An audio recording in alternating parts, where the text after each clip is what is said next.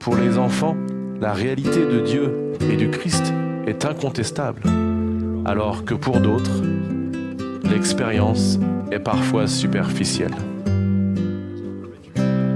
Comme l'a déclaré Richard Evans, en citant cette déclaration faite il y a plus d'un siècle sur un pupitre comme celui-là, beaucoup d'entre nous disent être chrétiens, mais ne prennent pas le Christ au sérieux. Nous le respectons, mais nous ne le suivons pas. Nous citons ses paroles, mais nous ne les mettons pas en pratique. Nous l'admirons, mais nous ne l'adorons pas. Combien la vie serait différente si le nom de Jésus-Christ représentait davantage pour le monde qu'une série de jurons profanes. Les enfants aiment vraiment le Seigneur, et cet amour peut se refléter dans leurs autres relations sur le terrain de jeu de la vie. En règle générale, même au plus jeune âge, les enfants aiment naturellement, pardonnent volontiers, et leur rire peut adoucir le cœur le plus froid, le plus dur et le plus amer. Reste avec nous, car le soir approche, le jour est sur son déclin. Et il entra pour rester avec eux.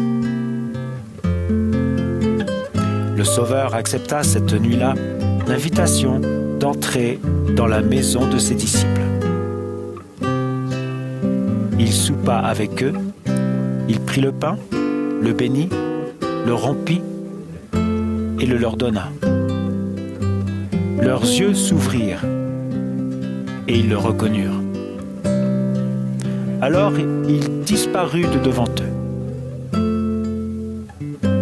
Luc nous décrit les sentiments de ses disciples bénis.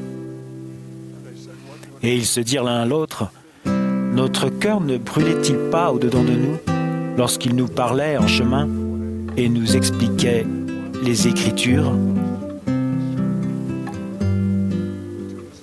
Les deux disciples retournèrent en hâte à Jérusalem pour raconter aux 11 apôtres ce qui était arrivé. Pendant qu'ils racontaient leur expérience, le Sauveur réapparut.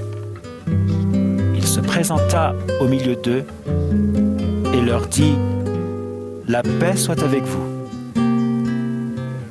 Il rappela alors les prophéties concernant la mission qui était la sienne d'expier les péchés de tous les enfants de son Père et de briser les liens de la mort.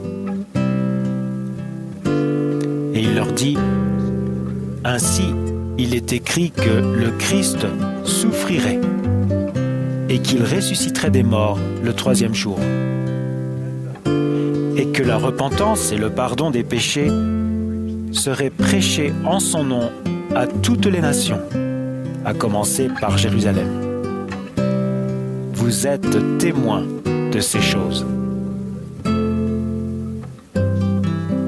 Tout comme ses disciples bien-aimés, chaque enfant de notre Père Céleste qui a choisi d'entrer par la porte du baptême a fait alliance d'être un témoin du Sauveur et de prendre soin des personnes dans le besoin tout au long de sa vie dans la condition mortelle.